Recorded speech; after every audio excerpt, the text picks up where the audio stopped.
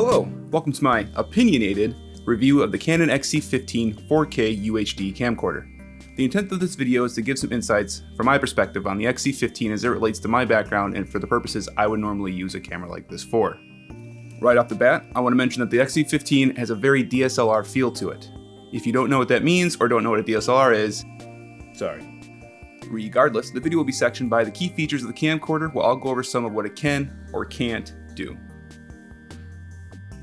The last thing I'll mention is that going into this project, I didn't have a very strong or informed opinion on the particular camera since I've only used it a couple times. My main squeeze and go-to camera is the Canon 70D, which I find to be a very good blend for my needs. So I'll be comparing the XC15 to the 70D when I'm not directly comparing it to itself.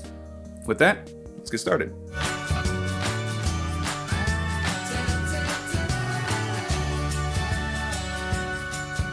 One of the selling points Canon has for this camcorder is its adaptability to fit whatever you need it for, and they try to match that by having added components.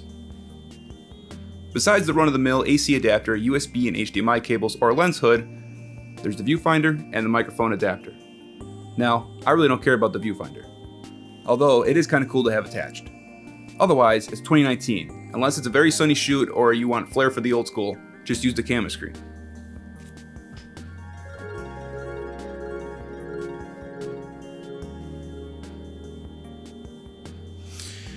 The main thing I want to talk about is the microphone adapter here.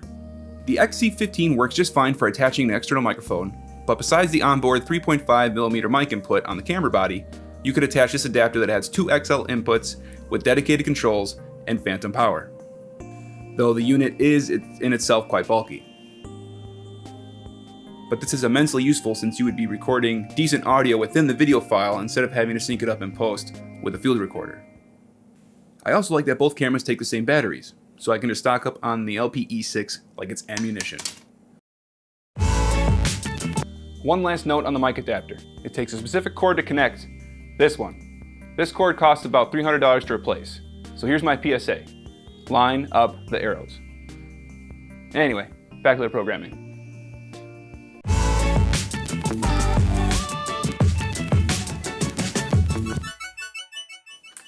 The camera has a compact and sleek design, with consistent buttons and layout to the rest of the Canon fleet. The main thing I like is the adjustable handle, which allows you to adjust controls more easily when you're trying to get high or low shots. The camera feels very robust and comfortable. Also, the touchscreen has variable positioning, and the metal bracketing makes me feel like they at least tried to make a durable product. As for the lens, this thing is built in. It offers a decent 24 to 240 focal range at 2.8 to 5.6 aperture. I've also had issues with the autofocus taking its sweet time. My final gripe about the camera body is the vents. There's one on the left and right side of the touchscreen, which is great for pumping out the considerable heat this thing puts off, but falls short when you're inevitably blocking one with your stupid human hand.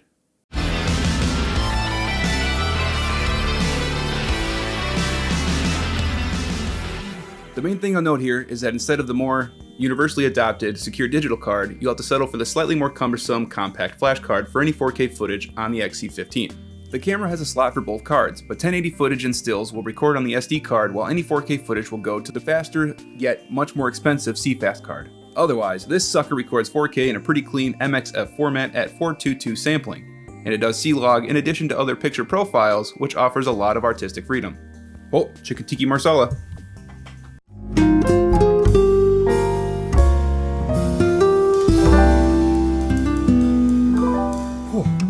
At this point, I could go into a lot more of the ins and outs of things I like, such as the customizable buttons or the interface with the touchscreen menus. But I actually want to finish this video in a reasonable time, so I'm going to move on to comparing footage. I'll be sizing up the HD footage to that of the 4K in the XC15, as well as some shots with the 70D for good measure. I don't want all the footage to be from this tiny apartment, which means going out there. It's bright, cold, bright, snowy, and bright out, so that kinda sucks. I also want to try and capture the same action and scenes through the differing resolutions and codecs, so I'll be trying a setup with a dual mounting bracket with two cameras filming simultaneously. With that, I guess it's time to bundle up and get it done.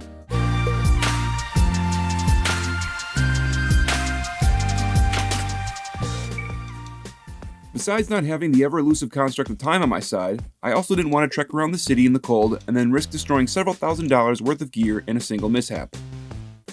So these shots will be an exercise in finding the beauty in my own backyard, as it were. Did I mention it's cold? And bright? The order of these clips and what shot setup compares to the other shot setup is a little sporadic, as my aim is to highlight the range of codecs, profiles, and finally, resolutions. The comparisons you'll see are by the HD footage in all three cameras, how clips compare to the 4K footage in basic capturing, and then finally drilling into the profiles and codecs of the 4K footage of the XC15. The last note about my methods here is that even though it is a 4K camera, I'm just as interested in the HD footage the camcorder does, and I can easily compare it to the camera I have. On top of that, all of my video outputs are 1080 resolution, which means almost all of the stuff I capture is 1080.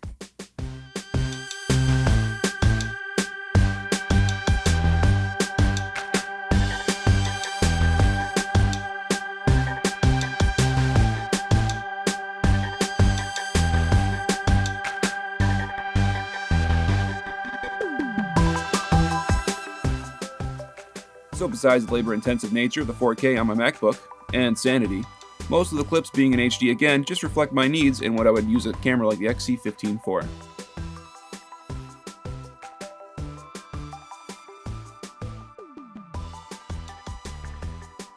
Alright, that's enough fine print.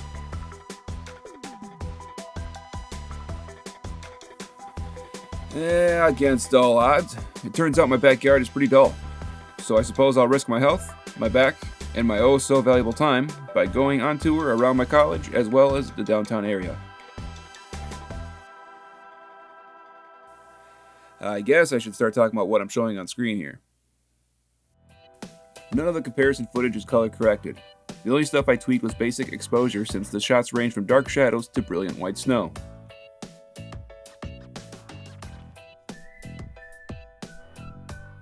As far as the HD footage goes in these cameras, the key difference is the recording bitrate. The XC15 is locked in at 35 megabits per second for 30 frames per second and 50 Mbps for 60 FPS, whereas the 70D uses a low compression encoding or high compression encoding regardless of frames, those being about 31.3 and 91.3 megabits per second.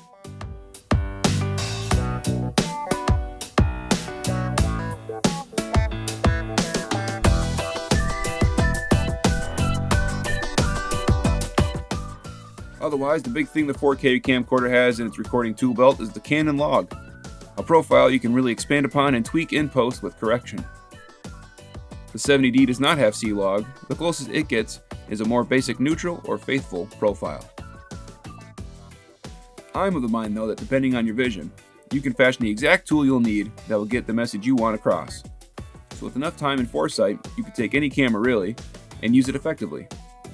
The big but in the room being that having a camera that suits you the best will take out a lot of that stress and time. Anyhow, during my walkabout I came upon this goose and decided if I keep my distance that I can get some usable shots for this video. I did not want to startle or agitate him, so I didn't even set up my tripod. Then a kind lady walking dogs corralled him into walking towards me. This wasn't the multi-grand mishap with gear I'd imagined. It was going pretty good though. Him minding his business, and then there was me, kneeling behind a park bench in wet snow. Then some backup swooped in, and I continued to play the statue game. Then more ducks stopped by, and I figured, oh well, I live here now, I guess. And then even more ducks popped in for a visit, and I hoped that my death would at least make regional news. But it turned out to be a fun little experience. Chatted with a nice couple that was tossing corn to this mosh pit of beaks, and got out of the house and backyard for an afternoon getting some worthwhile shots.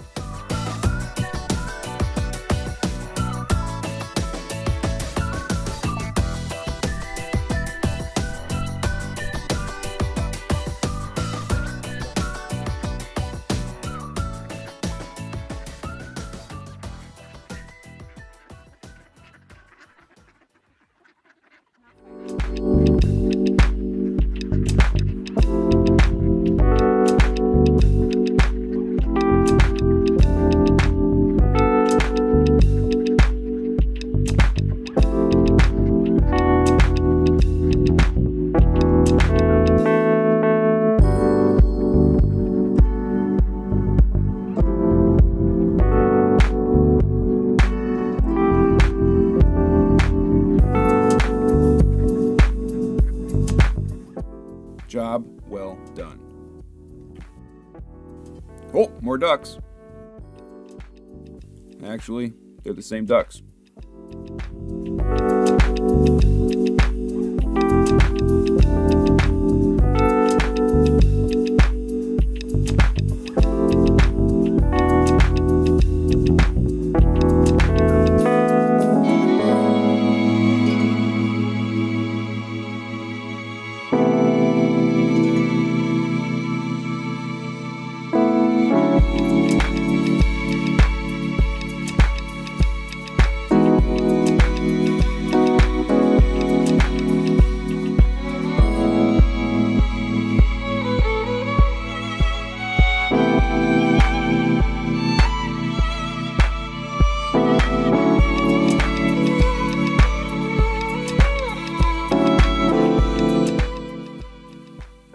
Okay, that's it for this footage. My feet are soaked and my fingers are numb.